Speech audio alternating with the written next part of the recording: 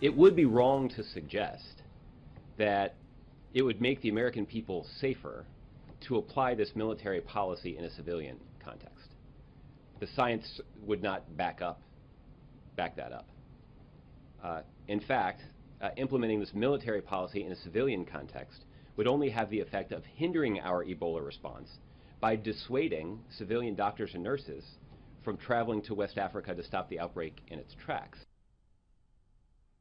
All right, folks, welcome back. I have to tell you, I'm getting really tired. The president meeting with doctors and others who have been overseas to treat Ebola, and at the White House, and basically saying the same exact things he said yesterday, which is just what Josh Earnest has said, and that is we have to treat it over there. American leadership. These people are heroic, American leadership, and we have to have grace under pressure.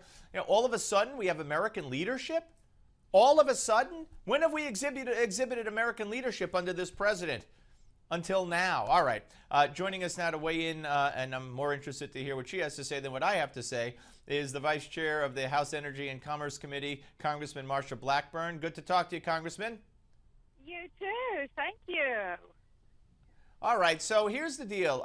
You know, the president just finishing up a chat at the White House saying the same exact thing he said yesterday. These people who go over there are heroes, and to some extent they are. And before we get to the 101st Airborne, which is something of great concern to you, I want to talk about, we have the one returning nurse who wanted out of New Jersey, threatened to sue. She was quarantined when she got off the plane. Now she's in Maine. She says she will not voluntarily quarantine. She's threatening to sue again. We have a doctor with Ebola in New York who lied to officials that came out today about riding the subway. Not until they examined his Metro card did they discover he rode the subway, and then he finally fessed up. So yeah, they're heroes, but if they're going to come back here and endanger us, then what good is it? Well, and that's part of the problem, and this goes back to the hearing that we did with Dr. Frieden and my meetings with him in Atlanta and phone conversations. Self-regulation does not work. He knows this, and I even called to his attention a statement he had made in 2011 at a conference where he was talking about TB, and he said Hippocrates was right, patients lie. And then he went on to explain you don't know they've taken their medicine unless you stand there and watch them take their medicine. Now, here is the problem. If people will not abide by self-regulation because they think the rules apply to everybody else but them, then we're going to have a problem with this. All the experts tell us the only way to get this under control is to isolate Ebola. The best place to isolate it is in West Africa.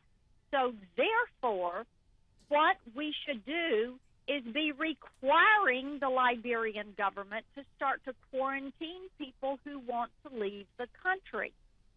And we should participate in that and require people to be quarantined for 21 days and found free of Ebola before they exit the affected area, and then they're free to go wherever they want to go. Then you could have self-monitoring. But right, you know absolutely. What? To do it any other way, I think we're going to continue to have problems, and we're going to stay in this debate. All right. What is the 101st Airborne doing in Ebola land at the hot zone?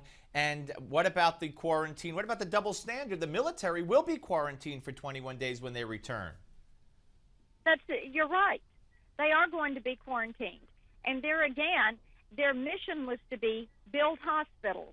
Now their mission is build hospitals and train Liberian doctors, nurses, and medical technicians, so that they know how to treat the disease. And, Steve, I got to tell you, we're real concerned about Mission Creek, and we are very concerned that these troops have not been given an exit date, a termination date of this mission. And we're going to be watching it very, very, very closely. Why would it be our military training doctors or training people how to treat Ebola? Isn't that a doctor's job? It is a doctor's job, and I tell you what I think has happened is the military. The military is the only federal agency that was strong enough to respond to this. You have seen the CDC, NIH, and HHS prove themselves incapable of responding. Right. They are so bureaucratic, so bloated, they cannot make a decision. Right. So they turn. Everything to the military. To be done by committee. So they call out the military to go solve this problem. Well, Congressman, stay on Africa. top of this.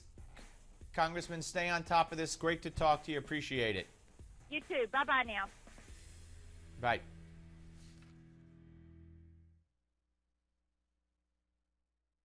Hi, I'm John Shear, and I've been using